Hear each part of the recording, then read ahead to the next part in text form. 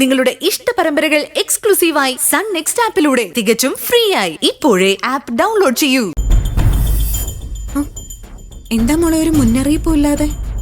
അല്ല, ഇതെന്താ കയ്യില് ബാഗൊക്കെ ഉണ്ടല്ലോ? നന്ദനും വന്നിട്ടുണ്ടോ? ഇല്ല, ഞാൻ തനിച്ച. അതെന്താ? നന്ദൻ എവിടെ പോയി മോളെ?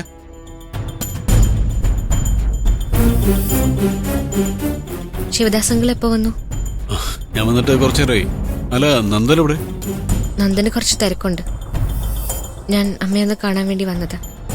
അതിന് ലഗേജുമായി വരേണ്ട കാര്യമുണ്ടോ മോളെ? വെറുതെ എടുത്തതാ മുത്തശ്ശ.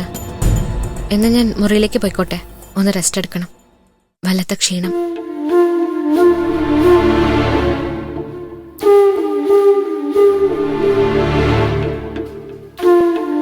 എന്തോ പറ്റിയിട്ടുണ്ട് എന്റെ കുട്ടിക്ക്.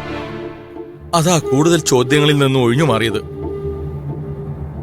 ഇനി നന്ദനുമായിട്ട് എന്തെങ്കിലും പിണക്കം? ഏയ്, അങ്ങനെയൊന്നും ഉണ്ടാവില്ല. നന്ദനും ശരണ്യയും നല്ല സ്നേഹത്തിലല്ലേ? സ്നേഹമുള്ളിടത്ത പിണക്കവും.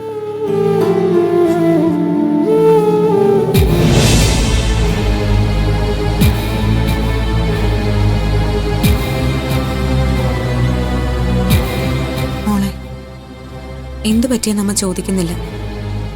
എന്തോ സംഭവിച്ചിട്ടുണ്ടെന്ന് നമുക്കറിയാം. നന്ദന്റെ വീട്ടിലേക്ക് കല്യാണം കഴിഞ്ഞു ചെന്ന നാളെ മുതൽ പ്രശ്നങ്ങളില്ലാത്ത ദിവസങ്ങളില്ലല്ലോ.